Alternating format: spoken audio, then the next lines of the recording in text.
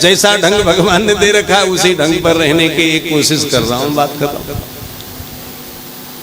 केवल लाज की रक्षा के लिए वस्त्र धारण करना है, इसलिए वस्त्र जैसा भी हो थोड़ा साफ होना चाहिए, फटा नहीं होना चाहिए, शुद्ध होना चाहिए, बस वस्त्र पहन लो, भगवान की कथा कह लो। आभूषण तो महाराज वस्त्र नहीं है, आभूषण तो आपका ज्ञान हो सकता है, आपका ध्यान हो सकता है, आपका व्यवहार आभूषण हो सकता है। इसलिए वस्त्र से आभूषण, वस्त्र से किसी की सीमा मत आंको महाराज। कई लोग कहते हैं कि हम तो सबसे पहले आदमी को चरण से परखते हैं कि इसकी औकात का है। तो हमने कहा क्या औकात देखते तुम उसके चरण में? हम उसके जूते से आंकते हैं। वाह वाह, जूता जूता तो खा लूं। क्यों? जूते जब महंगे हैं तो लगता है कि ये खूब सेठ है। अच्छा, तू धन से आंकता है। तभी तो राजा जनक ने जब एक सभा रखी थी और वहां अष्टवक्रा जी महाराज आए थे, उसको देखकर के सारे विद्वान हंस पड़े। तो आज अपने व्यास गद्दी पर जैसे अष्टवक्रा बैठा, उसने कहा राजा जनक ये चमार कहां से ला रखे तुमने?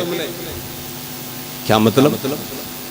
अरे ये चमड़े का परीक्षण करने वाले लोग हैं, मेरे 8 जगह से शरीर टेढ़ा है, इस पर हंस रहे हैं, इसलिए मेरी चमड़ी पर, मेरी दमड़ी पर हंस रहे हैं, लेकिन इनके पास ज्ञान नहीं, ये कहां से लाए तुमने?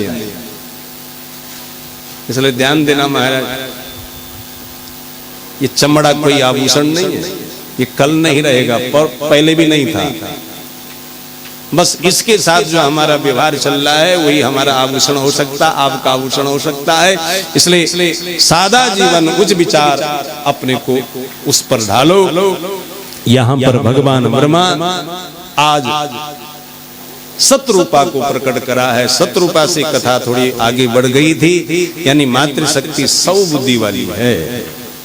हाँ, इसलिए ये नहीं कि पहले चंद्रमुखी और फिर सूर्यमुखी और तीसरे दिन ज्वाला, ये नहीं करे। वाह, जन्म पहले के दिन मुख, शादी के दिन थे तनी रख, ज्वालामुखी में तो तनी सास समझ तो जाली आए तो बहुत चंदी पर ये ज्वालामुखी लगने, तो सास भी समझदार रहेगी। और पहले मेरी सास जी चंद्रमुखी होकर के आहला, दूसरे दिन थोड़े तेजी सा थोड़ा सास बेचारी डरने लगे, फिर तीसरे दिन ज्वालामुखी बन करके अपना प्रभाव दिखा लिया। फिर ऐसा लगता है यक्कू घर ब्याह गई, यक्कू घरणी आ गई, इसलिए हमारे घर को भी बर्बाद कर जाएगी। इसलिए ध्यान देना महाराज, यहाँ पर भगवान ब्रह्मा ने इसका नाम क्या रखा? सतरूपा, जो 100 रूप वाली है, 100 बुद्धि वाली है, सत्य बुद्धि वाली है। तो ऐसे ही सतरूपा के साथ स्वयं मनु महाराज का विवाह हुआ। स्वयं मनु महाराज ने कहा महाराज आप सृष्टि की रचना के लिए हमको आदेश दे रहे हैं पिता ब्रह्मा, लेकिन आज सृष्टि के लिए तो धरा है नहीं, धरा कहां से आएंगी? तो धरा के लिए आज भगवान ब्रह्मा चिंतातुर हुआ। तभी सुखदेव जी कहते हैं, हे राजा परीक्षित, इत्याविध्यायतो नासा विवरा सहसा नग बरातो को निर्गात अंगुष्ठा परिमाण का। तुरंत उसी समय भगवान ब्रह्मा के नासिका छिद्र से छींक जैसी हुई, वहां से एक अंगुष्ठ भर का बराह तोक, बराह का बच्चा प्रकट हुआ। तोक मनी बच्चा, बराह तोक प्रकट हुआ तो देखते देखते बहुत विशाल काय हो गया, रसातल में घुस गया। और जैसे रसातल में गया तो वहां जो हिरण्याक्ष था उसको मारा और धरा का उद्धार करा, और फिर इस सागर के ऊपर, इस जल के ऊपर इस धरा को स्थान दे दिया। जिस धरा के ऊपर आप हम सब बैठे हैं ना, ये भगवान ब्रह्मा की रचना है साहब। हिरण्याक्ष इसको चुरा करके ले गया था और भगवान ब्रह्मा ने इसका उद्धार करा, और तुरंत उसी समय समस्त ऋषियों ने भगवान ब्रह्मा की स्तुति करी। आइए एक श्लोक के साथ हम भी स्तुति कर दे। जितम जितम ते जित यज्ञ भावना त्रयीं तनुम स्वाम परिदुन्नते नमः। यदरो मंगरते सुनीलीलुरुर अध्वरा तस्मै नमा कारण सुकरायते। हे प्रभु आपने जीत लिया है हिरण्याक्ष को, सारा कष्ट हर लिया है सारी जनता का, और तुमने धरा को स्थान दे दिया। यज्ञ पुरुष भगवान तुम्हारी सुंदर रोमावली से कुशा प्रकट हुई, तुम्हारी नासिका से सुरभा प्रकट हुई, तुम्हारी चारों चरणों से 4 ऋतुज प्रकट हुए, और तुम्हारे सुंदर सुंदर अंग प्रत्यंग से यज्ञ की पूरी सामग्री तैयार हुई। इसलिए तुम यज्ञ पुरुष भगवान हो, कर्मकांड के आदि पुरुष हो। इसलिए हम समस्त तरह से वराह भगवान को प्रणाम करते हैं। बोले वराह भगवान की। फिर यहाँ पर वराह भगवान के लाई सृष्टि के ऊपर स्वयं मन महाराज ने सृष्टि का विस्तार करा, और 7 रुपए से 5 संतति पैदा करी, 2 बेटे और 3 बेटी। 5 पुत्र वाला बहुत भाग्यशाली होता है, पर आज तो महाराज 5 तक कौन जाने देगा। पहले हो गए हो भाई, चलो हॉस्पिटल, गड़बड़ है। आज तो जनता नियंत्रण में है ना, भी आज ये कोशिश चल रही, अच्छी बात है। लेकिन यहाँ पर स्वयं मन महाराज ने शत्रुपा से 3 बेटियों को जन्मा और 2 बेटों को जन्मा। पहला बेटा हुआ प्रियवर, दूसरा हुआ उतानुपात। पहली बेटी हुई आकुति, दूसरी बेटी हुई देवाहुति, तीसरी बेटी हुई प्रसूति। आकुति का विवाह रुचि प्रजापति के साथ हुआ, इससे यज्ञ पुरुष भगवान प्रकट हुआ। यज्ञ नाणे की शादी कालांतर में दक्षिणा के साथ हो गया, और यहाँ यजमान श्रेष्ठ ने भी यज्ञ पुरुष भगवान को प्रकट कराया, और यहाँ भी वो दक्षिणा हमेशा भगवान यज्ञ पुरुष को चढ़ा रहे हैं। दक्षिणा से इनकी विवाह हो रहा है। तो आज फिर आकुति के बाद देवहूति का विवाह कर्दम ऋषि के साथ होता है। कर्दम जी महाराज ने देवाहुति की कोख से एक साथ 9 कन्याओं को प्रकट करवाया, एक साथ। और हमारे भागवत में ऐसी भी एक माता है जो एक साथ 60,000 पुत्रों को जन्मती है। सगर जी महाराज के इस कुल में सुमति नाम की एक दिव्य पत्नी की कोख से 60,000 पुत्र आते हैं। बताए ऐसी भी माता हैं। और किसी आजकल कलिकाल में किसी माँ के 2 हो गए तो हमको बड़ा आश्चर्य होता है, अच्छा उसका 2 हो गए। किसी को बड़ा आश्चर्य 3 हो गए तो बड़ा आश्चर्य होता है, अरे अनर्थ तो नहीं हो रहा है।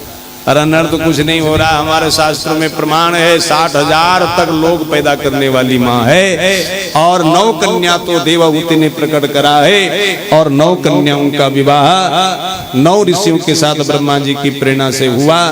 और वो 9 कन्याओं का भी नाम सुन लो। पहली कन्या है कला, कला का विवाह मरीच ऋषि के साथ हुआ। दूसरी कन्या है अनुसुईया, अनुसुईया का विवाह अत्रि ऋषि के साथ हुआ। तीसरी कन्या है श्रद्धा, श्रद्धा अंगिरा के साथ ब्याही गई। और चौथी जो कन्या है हवि, हवि का विवाह पुलस्त ऋषि के साथ हुआ। उत्तम कुल पुलस्त करनाती। कई लोग पूछते हैं कि महाराज पुलस्त जी महाराज की पत्नी का नाम क्या है, तो बता देना हवि। और पुलस्त से विश्वश्रवा का जन्म हुआ, विश्वश्रवा के घर ही रावण का जन्म हुआ। इसी कुल में हुआ है रावण। और आगे चलकर जो 5वीं कन्या है गति, गति का विवाह पुलह ऋषि के साथ हुआ। 6ठी कन्या है क्रिया, क्रिया का कर्तु के साथ विवाह हुआ। 7वीं जो कन्या ख्याति भृगु के साथ ब्याही गई। और 8वीं कन्या है अरुंधति, अरुंधति का विवाह वशिष्ठ ऋषि के साथ हुआ है। और 9वीं जो कन्या है उसका नाम शांति, और शांति का विवाह अथर्वा ऋषि के साथ हो गया। और उसके बाद 9 कन्या जब हुई तो कर्दम जी महाराज और देवहूति कामग नाम की विमान के ऊपर विहार हो रहा है। उसी विहार लीला से उनको एक सुंदर पुत्र भगवान के रूप में प्रकट हुआ, और जिसका नाम क्या रख दे। आइए श्लोक के साथ स्तुति भी हो जाए और नामकरण भी हो जाए।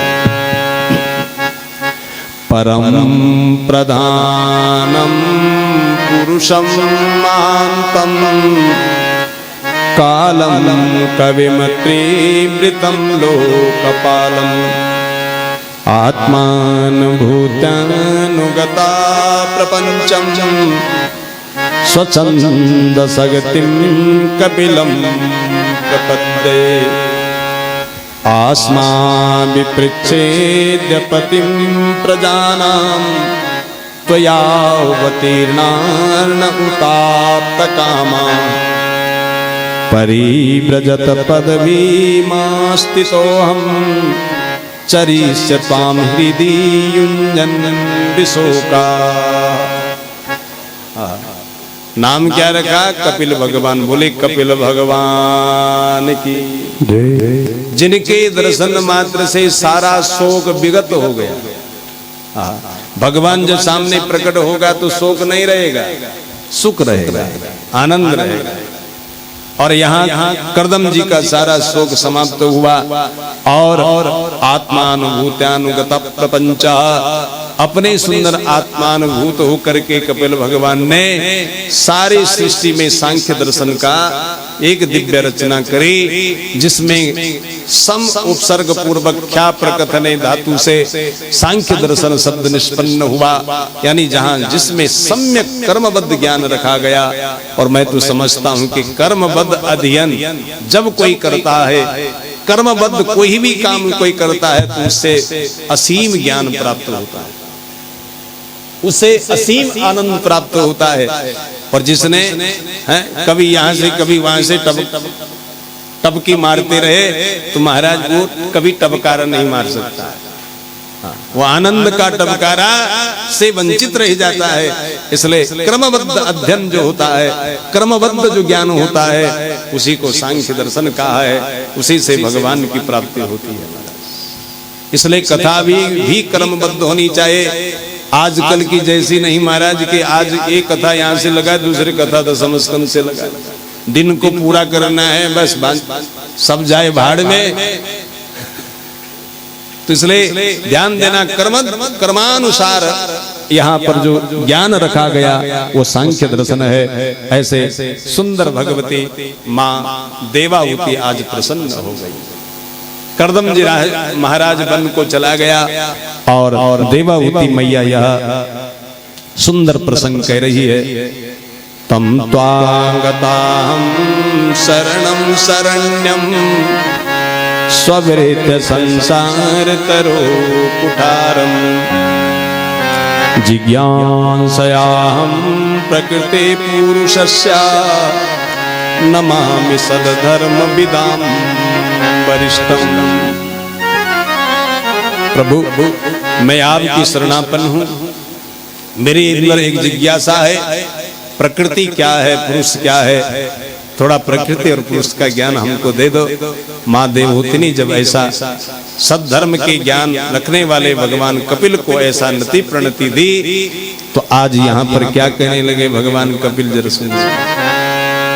सतां प्रसंगान मम वीर्य संविदो भवन्ति हितकन्न रसायना कथा तद्जोषणादा स्वपवर्गवर्त्मनि सदा रतिर्भक्तिरनुक्रमिष्यति भक्त्या पुमाञ्जात विराग ऐन्द्रियात् दृष्टा श्रुतान् मन्त्ररचनानुचिन्तयात् चित्तस्य यत्तो ग्रहिणेन योगयुक्तो यतिष्यते ऋजुभिर्योगमार्गैः।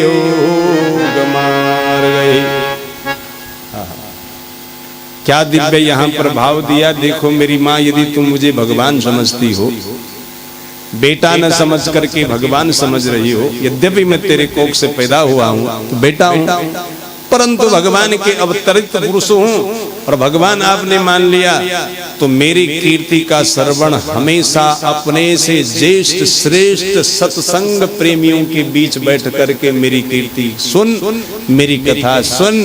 उस कथा सुनने से अज्ञान सपा चट हो जाएगा, समाप्त हो जाएगा और तेरे जीवन में हृदय में पवित्रता आएगी, जिस हृदय की पवित्रता से श्रद्धा, रति और भक्ति का अनुक्रमण होगा।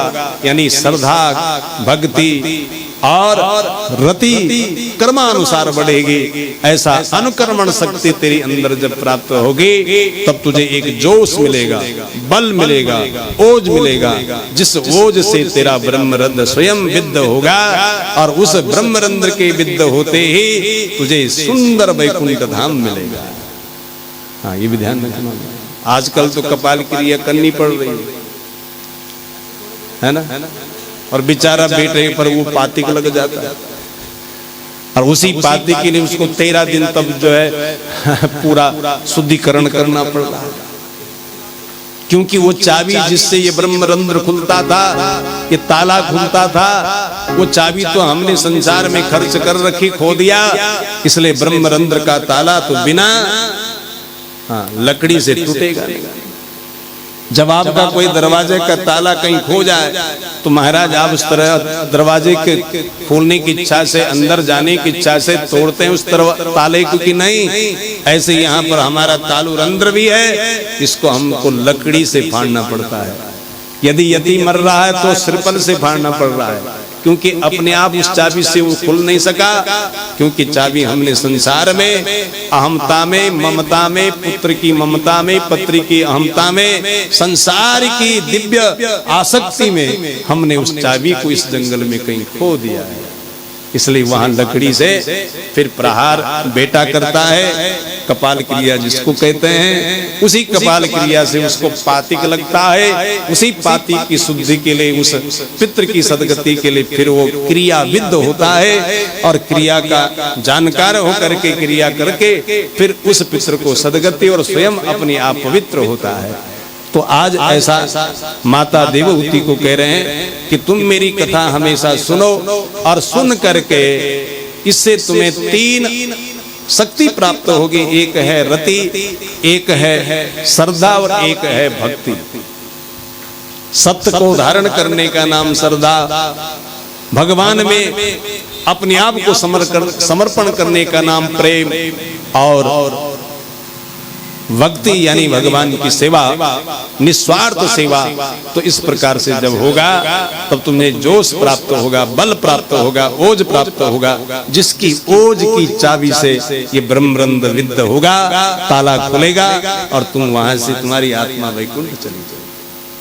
और ऐसे ही माँ देवहूति ने करा, उसका शरीर छूट गया, शरीर छूटा तो नदी बन गई, नदी बनी तो उसी को गंगा कहलाया और फिर भगवान कपिल वहां से अपने ईशान कोण को एक सागर में डेरा जमा करके रह गया और यही नदी फिर बनती बहती सीधी वहीं पहुंच गई। और जहां वो सागर है, जहां गंगा पहुंची, वह सागर का नाम गंगा सागर पड़ गया। बोले गंगा सागर रमण भगवान की जय। तो आज ऐसा सुंदर प्रभाव के साथ तृतीय स्कंद को विराम दे रहे हैं। चौथे स्कंद में हम प्रवेश हैं और चौथा स्कंद है विसर्ग लीला का वर्णन। ध्यान देना महाराज, सर्ग लीला तो आप सुन गए, सर्ग मनी रचना, ब्रह्मा जी की रचना का नाम ही सर्ग है।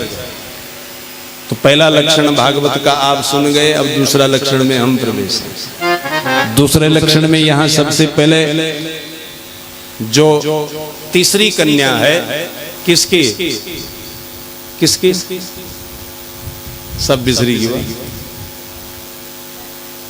क्या बोलो,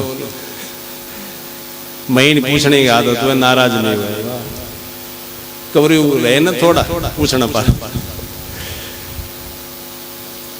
इसलिए किसकी है ये तीसरी कन्या जो शेष रह रखी है? ये 2 कन्याओं को तो वर्णन हो गया, आकुति की भी हो गए, देवहूति का भी हो गए, प्रसूति रह गई। ये किसकी कन्या है? स्वयं मनु महाराज की जय। बोला तो महाराज स्वयं मनु महाराज की ये तीसरी कन्या है, जिसका नाम क्या है? प्रसूति। और प्रसूति का विवाह हो गए किसके साथ? दक्ष के साथ। और दक्ष ने प्रसूति 16 कन्या उत्पन्न की, 16 कन्या।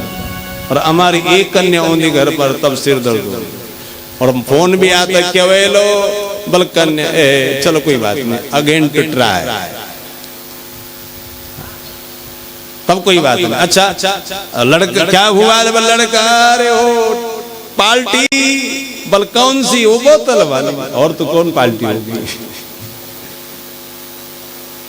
मुझे बहुत अच्छा लगा है, हमारे फौजी साहब जब रिटायरमेंट हुआ, मैं तो उस समय उनके साथ वहां शामिल नहीं हो सका, मोहनलाल चमोली जी हमारे आदरणीय भ्राताश्री, तो सुना कि उन्होंने विधिवत पाठ करा है, अपने पाठ विधि से अपने इष्ट आदि देवताओं को प्रसन्न करा है, अपने गांव के लोगों को सुंदर भोजन आदि से दिव्य आप्यायित करा है। यही एक सद प्रेरणा है। और हमारा भ्राता श्री भी रिटायरमेंट हुआ है, हमने उनको भी, हमारा चचेरा भाई है परशुराम जी, और उनको भी यही प्रेरणा दी, ओ भाई कहें तुम फौजी बोतल लीक न पहुंचा। इसलिए ध्यान देना, अपने घर पर पाठ बिठाओ। और आज से ही वहां पाठ बैठ गया, परंतु वहां भी मैं शामिल नहीं हो सक रहा। बताओ, हम इतने बंधन में हैं। हमारा स्वयं चचेरा भाई फौज से रिटायरमेंट होकर के, सेवानिवृत्त होकर के आ रहा है, घर पर अपने 3-4 पंडितों को बिठा करके अपनी पूजा पाठ भगवान की सेवा में लगा है, और वहां सबको आनंद आह्लाद करेगा। तो महाराज यही वृत्ति होनी चाहिए। हमारे एक गुरुजी थे जिन्होंने हमको 5 तक पढ़ाया, जब वो सेवानिवृत्त हुए तो हमारे द्वारा वहां भागवत हुई है। गुरुजी ने कहा, मैं आज कितना धन्य हूं, जब तुम 5 में थे तब पढ़ाता था, लेकिन आज मैं रिटायरमेंट हो गया, सेवा निवृत्त हो गया, और तुम ऐसे भागवत के अधिकार में आ गए, इसलिए आप ही आओ, हमको कथा सुना जाए। तो महाराज मैं भी कृत हुआ। तो ऐसे कुछ बिरले मिलते हैं, लेकिन कुछ तो महाराज ऐसे मिलना, रिटायरमेंट सब बन जाए। आज तो वही है, रम रहे दाहिनी सन्मुख रहे अमलेट, 5 देव रक्षा करे गुटका खैनी सिगरेट। अब ये रिटायरमेंट में हो रहा है, जबकि होना क्या चाहे, जिस भगवान की कृपा से हम वहां सुरक्षित रहे, यहाँ सुरक्षित रह रहे हैं। सदा भवानी दाहिनी सन्मुख रहे गणेश, 5 देव रक्षा करे ब्रह्मा विष्णु महेश। जहां हम सर्वत्र उनको पुकारते हैं, आज उसी भाव से भगवान को फिर पूज भी लो जब कहीं से आ रहे हैं। और जहां जाना हो महाराज, तो डेहलीज को पहले प्रणाम करके जाओ, वो गणेश जी आपकी सर्वत्र रक्षा करे। डेहलीज का देवता कौन है? गणेश। डेहलीज प्रणाम तक जो तू लिखते जाना, इसलिए डेहलीज को प्रणाम करके जाओ, सुरक्षित घर लौटाओगे, आनंद के साथ घर लौटाए। गणेश गणपति साथ रहेगा। विघ्नहंता विघ्नेश्वराय लंबोदर नमस्तुभ्यं सततम मोदका प्रिय, निर्विघ्नं कुरु मे देवा सर्वकार्येषु सर्वदा। हाँ, बस सारे कार्यों में हमारी सर्वदा रक्षा करने वाले। तो यहाँ पर आज प्रसूति मैया दक्ष को ब्याही गई, उनके 16 कन्या हो गई, और 16 कन्या से वे परेशान नहीं हुई महाराज, ये आनंदित हो गए। हमारी एक कन्या होती हम परेशान हो जाते, क्या होगा क्या होगा, हे भगवान कनकर पे में कन्ने कन्ने मेरी हिस्सा लगा। लेकिन ये प्रसन्न हो रहे, और आज 16 कन्याओं का विवाह कैसे करे? 13 कन्या धर्म को ब्याही गई। कन्याओं का विवाह धर्म से होना चाहिए, धर्म के साथ होना चाहिए। 13 कन्या धर्म को ब्याही गई। एक कन्या जो 14वीं है स्वाहा नाम की, इसको अग्निदेव को ब्याह गया, अग्निदेव को दे, देवताओं को दे दिए। और जब हम आहुति देते हैं तो वहां स्वाहाकार करते हैं, ओम स्वाहा, सारे देवताओं को ये वृत्ति देती है। और फिर जो 15वीं कन्या है जिसका नाम है स्वधा, ये पितरों को ब्याही गई। और जब हम पितृ तर्पण करते हैं तो तेभ्या स्वधा कह करके उनको तृप्त करते हैं। और जो 16वीं कन्या है उसका नाम है सती, और सती का विवाह भगवान शंकर के साथ हो गया। आज बार क्या बात, कर्म भाग्यशाली तुम बोलो। सोमवार को शिव जी का नाम मिल जाए, शिव जी का जन्म मिल जाए। शिव जी का जन्म भी तो हुआ आज, रुद्र भगवान भी तो प्रकट हुआ आज। हाँ, और आज उसकी थोड़ी सी आप कथा भी सुन लो, उसके बाद कथा विराम हो। बोले बाल कृष्ण भगवान की। भवस्या पत्नी तु सती भवम देव मनोव्रता, आत्मना सदृशं पुत्रं न लेवे गुणशीलता। पितरया प्रतिरूपे स्वे भयानांगसे रुषा, अप्रौढेवात्मनात्मानम् अजाहात योग संयुत। गुरुदेव, हमने सुना है कि भगवान शंकर की पत्नी सती हुई है। कौन कह रहा है? विदुर। किससे पूछ रहा है? मैत्री जी से। यही प्रश्न परीक्षित जी भी पूछ रहा है। किससे? सुखदेव जी से। यही प्रश्न नैमिषारण्य तीर्थ में बैठे 88,000 ऋषि भी पूछ रहे हैं। किससे? सूत जी से। और यही प्रश्न आपका भी होगा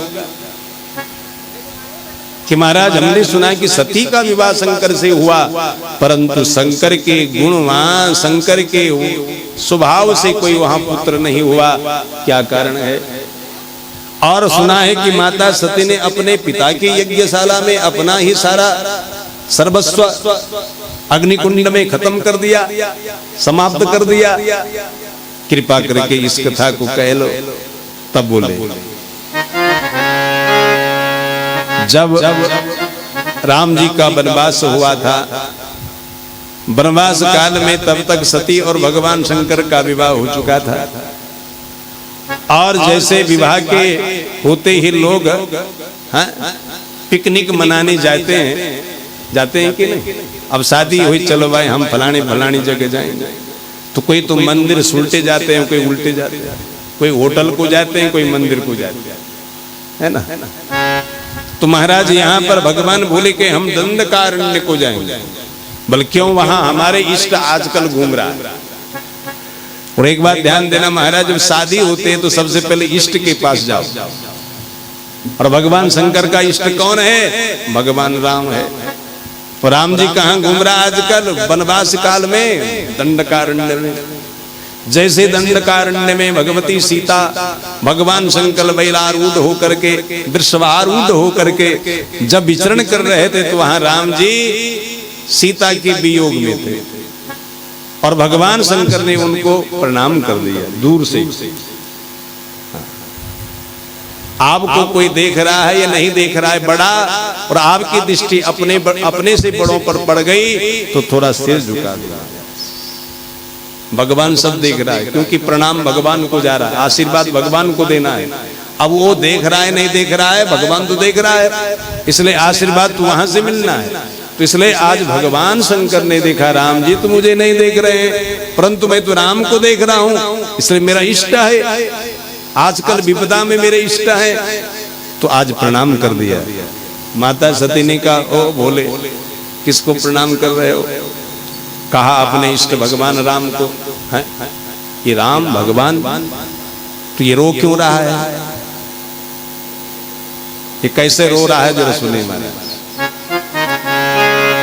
हागुन खानी जानकी सीता, हागुन खानी जानकी सीता, रूप शील व्रत नेम पुनीता, रूप शील व्रत नेम स्वजो यदा सुदुर्मनाः, विपेत नरम स्थितिमासु तद्दयम्, व्युश्रक्षयेत कुणपम त्वदंगजम।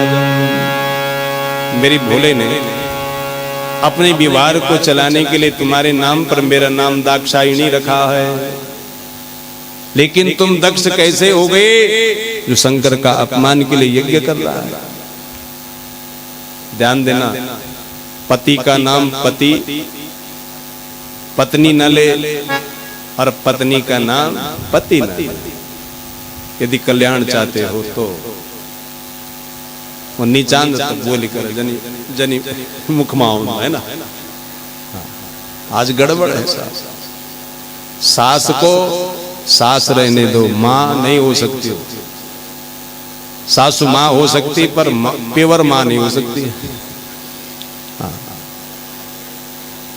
ससुर पिता नहीं हो सकता, भूतो न भविष्यति, लेकिन आज ससुर पिताजी। और जब उसके बेटे हुए तो जो जिसके साथ शादी हुई तो वो तुम्हारा भूला भूली कुछ लगता होगा। कैसा अनर्थ हो रहा है रिश्ते का, है ना। कन सब चट करियो धर्म, माताओं नाराज नहीं होया। वाह, आज पढ़ लिख करके पत्नी क्या हो गए, लोगों को कौन सा भूत सवार हो गए ये समझ में नहीं। अपने संस्कार मर्यादा में रखो, अच्छा रहेगा। सास को सास रहने दो, ससुर को ससुर रहने दो, पति को पति रहने दो, जेठ को जेठ रहने दो, देवर को देवर रहने दो। वहां तो सब भाई बन गए। तो जिसके साथ शादी हुई तो उसको भी भूला कह लो, क्या बिगड़ता है ना। तो तय तय की पति बोल, इसलिए पति का नाम पत्नी न ले, ये अनर्थ है। और पत्नी का नाम पति भी ना ले, तब अब क्या होगा, घर का व्यवहार कैसे चलेगा। अला अली में तो नहीं चलेगा, है ना, नाम तो लेना ही पड़ेगा। तो ऐसा करो, जो माँ ने पिता ने जो नाम रखा हुआ है उस नाम का बोलने का अधिकार तुमको हमको नहीं है। इसलिए अपने कुछ भाव में आकर के अपने पत्नी का नाम स्वयं रख दो, ताकि उसका व्यवहार चल जाए। और स्वयं भी पत्नी अपने पति का नाम रख दो। पर आज 9 पत्नी के रखने लोग हुआ, नाम रखना भी ठीक नहीं आता है। थोड़ा सा पत्नी क्या रखे, कुछ बोलना क्या। कई लोग तो खरेस रहे, अजय खरेस जी आ जाओ। और खरेस का अर्थ क्या होता है, गधों का स्वामी। और तब तक वो भी बोले ओ खरिणी। तो इसलिए ध्यान देना महाराज, राम अच्छा रखो जिससे अपना भी मंगल हो जाए। बोले हे प्राणनाथ आओ, भोजन बन गया पालो। तब तक बोले प्रिया आ गया हूं, सावधान। तब तक परोसो, तैयारी करो। क्या बढ़िया रहेगा। कोई नाम नहीं रखने की आवश्यकता, केवल एक बोलो प्राणनाथ, एक बोलो प्रिया, बस हो गया काम। प्रेम भी बना रहेगा, अपना घर का व्यवहार भी चलेगा। नाम का जो अपराध है उससे भी हम वंचित रहेंगे। लेकिन आज तो महाराज ओ भलानी कहां गई, तब तो हाँ भलाना आ रहा हूं, आ रही हूं। ये सब जो है अपराध है। थोड़ा सा यहाँ पर भगवती माँ सती का ये चरित्र को विधि, इसलिए इस श्लोक को ला रहा हूं कि समाज के लिए थोड़ा सा सुधार हो जाए। बस माता सती कह रहे हैं कि मेरा जो नाम है आज तक कभी भी शंकर ने तुम्हारे द्वारा रखा गए नाम को नहीं पुकारा, लेकिन स्वयं तुम्हारे नाम पर मेरा नाम दाक्षायणी रख दिया। दक्षस्य अपत्यम स्त्री दाक्षायणी। तो ऐसा दाक्षायणी पुकारेंगे। शरीर को यहाँ मारूंगी नहीं, वहां जाऊंगी तो शंकर को बहुत कष्ट होगा, इसलिए इसको मार देना चाहे, शरीर को, इस नाम को भी। और तुरंत वहीं पर समाधि ली। भगवती सती ने समाधि में अपना शरीर छोड़ा और फिर दूसरा शरीर इसको प्राप्त हुआ पर्वतराज हिमालय के। यहाँ पार्वती बनी, फिर भगवान शंकर के साथ शादी हुई। शंकर ने फिर इनसे 2 बेटे उत्पन्न करे, एक षडानन, एक गजानन।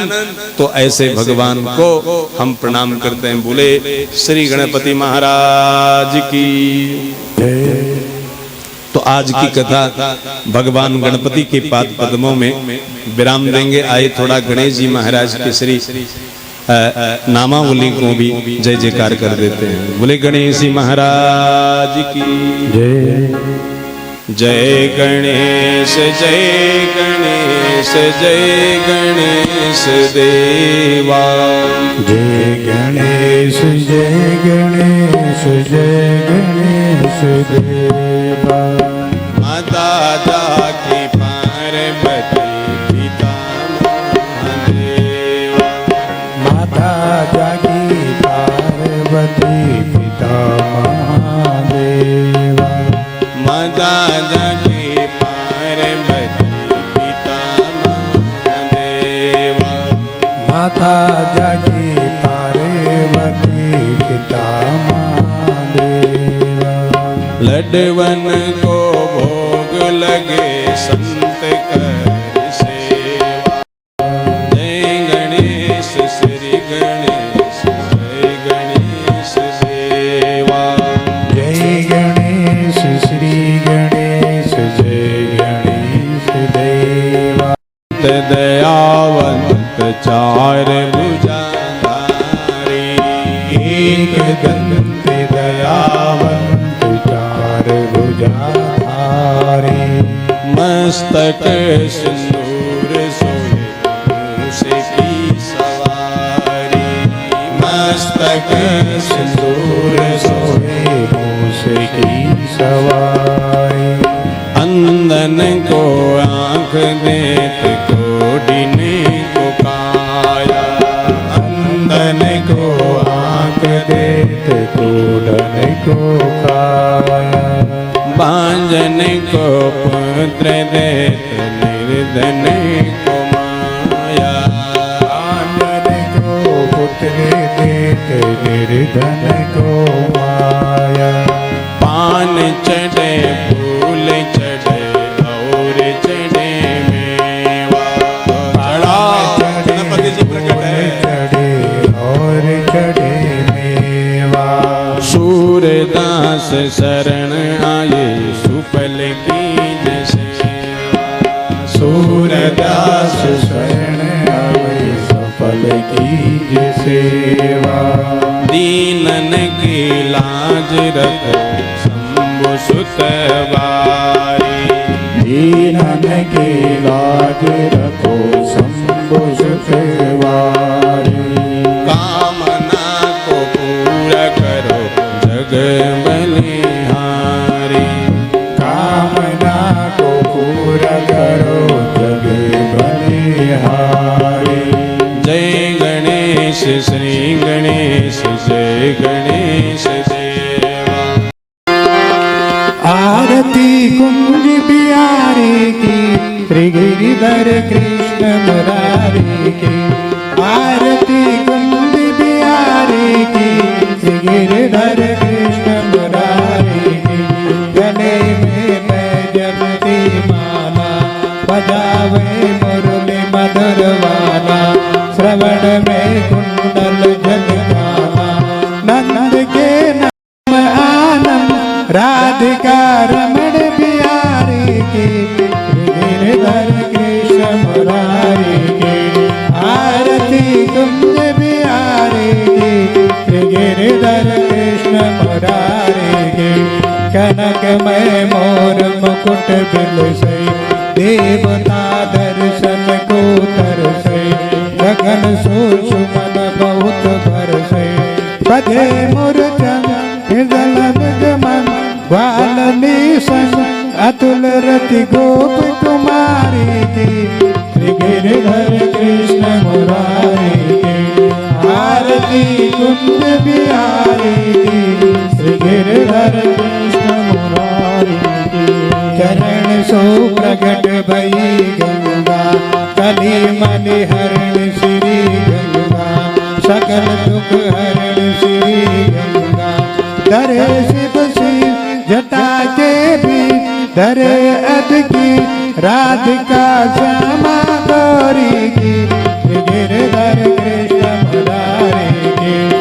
आरती कुंज बिहारी की गिरिधर कृष्ण मुरारी की। चमक रही ओजल तट रेणु बाज रही वृंदावन वेणु। नाच रही गोपी ग्वाल धेनु। हसत मृद मन चांदनी चंद कटत भव फल। गिरिधर कृष्ण मुरारी की। गगन सम अंग कांति काने। राधिका चमक रही आने। नतन में ढाले बनमाने।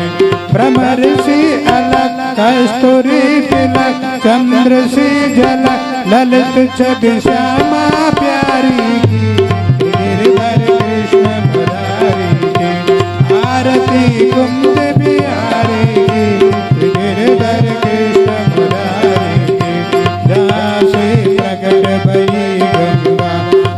विष कलिहरण श्री गंगा स्मरण से होत मोह भंगा बसे शिव से जटा के बीच कृष्ण मुरारी के कर्पूर गौरम करुणावतारम संसार सारम भुजगेन्द्रहारम सदा वसंतम हृदयारविंदे भवं भवानी शरणं त्वमेव माता च पिता त्वमेव बन्धुः च सखा त्वमेव विद्या द्रविणं त्वमेव सर्वं मम देवदेव देवी प्रवरदाते हरे प्रसीद माता जगदोखिलस्य प्रसीद वेशे सर्वाय देशं रुद्रदेवं जितेन्द्रियं बुद्धिमतां परीतं वातानुगं वानरयोगमोक्षं श्रीरामदूतं शरणं प्रपद्ये श्रीरामदे ॐ तदेवाग्निस्तदादित्यस्तद् वायुस्तद् चन्द्रमाहौ तदेव शुक्रम् आपहो सा प्रजापतिः ॐ आरार्तिक्यं समर्पयामि आरार्तिक्यां दे आचमनीयं जलं समर्पयामि शङ्खमध्ये स्थितं तोयं भ्रामितं मण्डपोपरि अंगलग्नमनुष्याणां सर्वं पापं व्यपोहति सर्वं कष्टं व्यपोहति ॐ जलेन शीतलीकरणं पुष्पैर्देवाः याः सन्ति देवाः ॐ राजाधिराजाय प्रसय्य साहिने भूमे जनयं देव एकः एकदन्ताय विद्महे ॐ नारायणाय विद्महे वासुदेवाय धीमहि तन्नो विष्णु प्रचोदयात् ॐ तत्पुरुषाय विद्महे महादेवाय धीमहि तन्नो समर्पयामि। बोल लक्ष्मी नारायण भगवान की श्रीमद्भागवत महापुराण की वेदव्यास भगवान की देवताओं की भवन्तु सुखिनः सर्वे सन्तु निरामयाः सर्वे भद्राणि पश्यन्तु मा कश्चित् दुःखभाग् भवेत्। ॐ शान्तिः शान्तिः सुशान्तिर्भवतु सर्वारिष्ट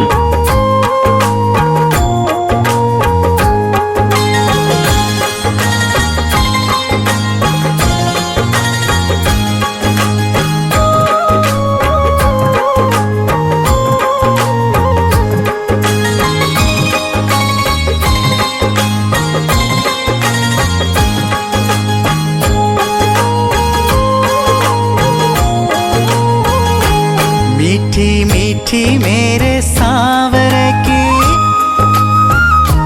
मीठी मीठी मेरे सांवर की मुरली बात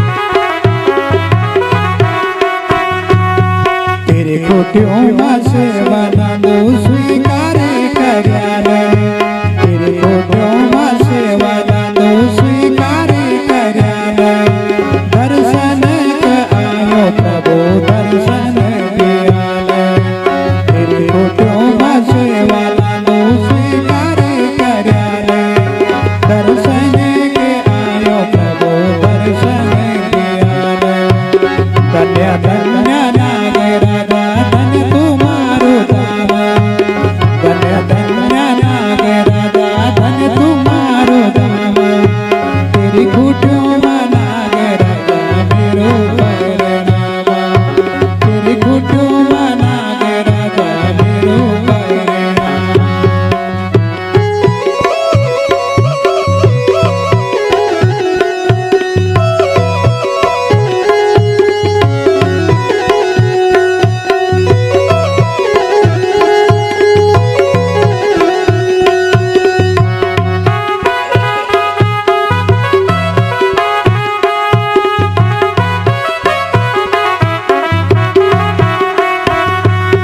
तेरे दर्शन के औनी तेरी दऊ ध्यान तेरा दर्शन के औनी तेरी दऊ ध्यान तेरी कुटियों में नाग राजा धन तुम्हारो धाम धन्य धन्य नाग राजा धन तुम्हारो धाम तेरी कुटियों में नाग राजा मेरो परिणाम तेरी कुटियों में नाग राजा मेरो परिणाम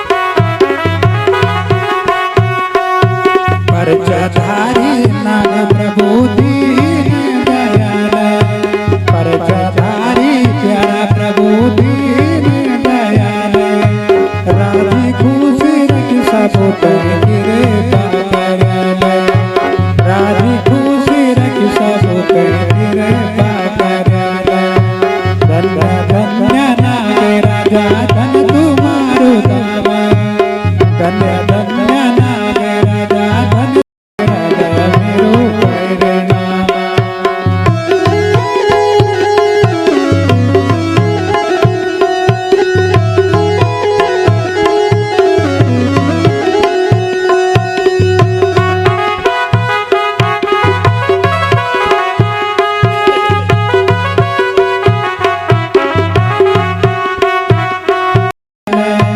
तेरे स्वरूप प्रभु दीन दयाल टूटे फूटे बाणे मेरे स्वीकारे कर्याल टूटे फूटे राजा मेरो परिणाम तेरी कुटियों में नाग राजा मेरो परिणाम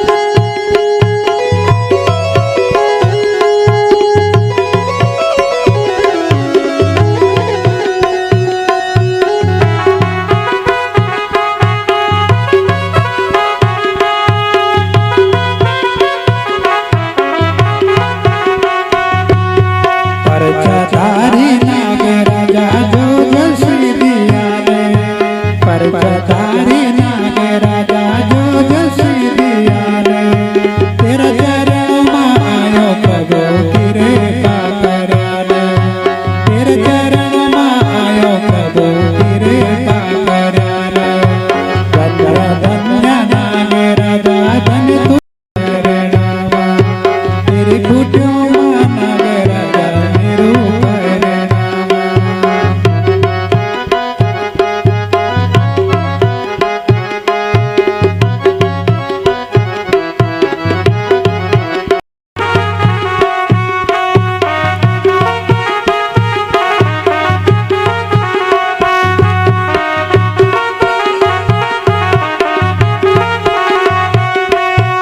सोना तेरो छतरा चांदी की जान मेरा ये देवता नागे राजा चांदी की जान मेरा सोना तेरो छतरा चांदी की जान मेरा देवता नागे राजा चांदी की जान मेरा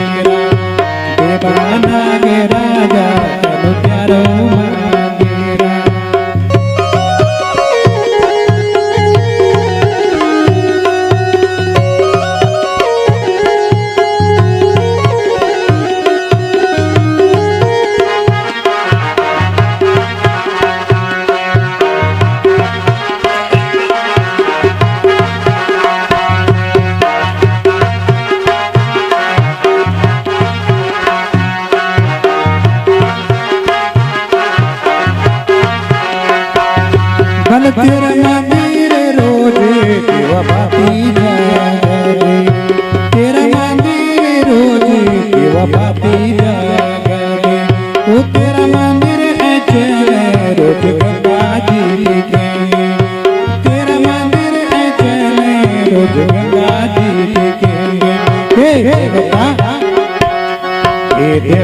नागे राजा तेरे हाथे जोड़ा दो देवता नागे राजा तेरे हाथे जोड़ा दो देवता नागे राजा तेरे हाथे जोड़ा दो